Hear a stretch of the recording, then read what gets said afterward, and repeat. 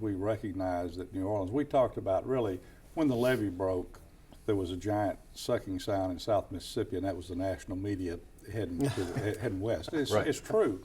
And they were mostly gone. They would come back and visit and do a piece 90 days out or something like that. But for the most part, that gave us a greater responsibility to do what we could to tell it. But there were a lot of aspects of this. You know, there's a political dimension to everything. I've come to believe that. And there was a story to be told in New Orleans about the tension between the governor and the mayor, the conflict over what we're going to do, who's in charge, those sorts of things. We didn't pay much attention to that, but I have read books that tell me about it, so I know something about that at this point.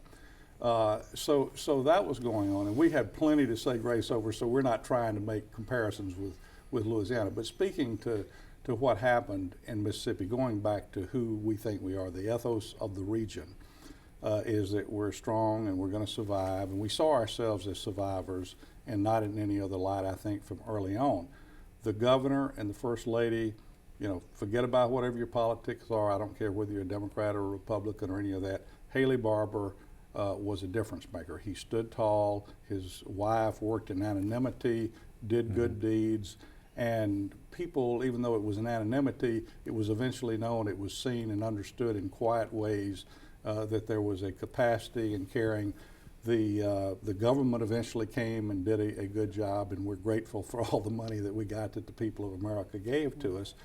But we showed progress all the way through. Our schools, every school in South Mississippi that we could open that was either stood or that was going to be a school in that place that there were a critical mass of students to have a school, was open by mid-October.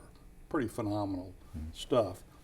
And the cleanup was done quicker than has ever been. 50 million cubic yards of debris was removed quickly. So there was a sense of progress is being made.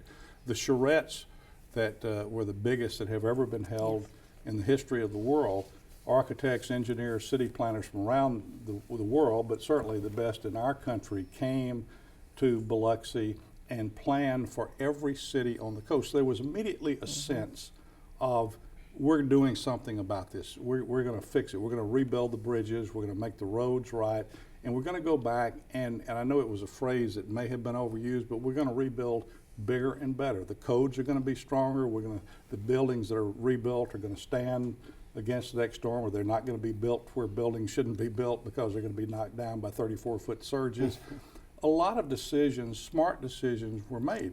And it was really remarkable because the coast is really an amalgamation of a lot of little Mayberries. There's a nice population down there. There's plenty of people, but they're all in little towns along the way. And each one of those towns has its own characteristics, its own architectural dimension, and cultural and style and family names that we know and love.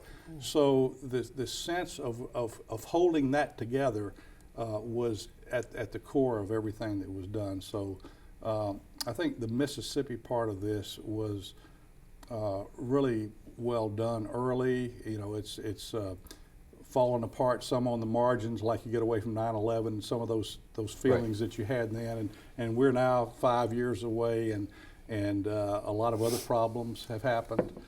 But at the heart of all that, there is still the idea that we're going to do this and we're going to do it right in spite of the tsunamis that keep hitting us. In spite of the economy, in spite of everything else.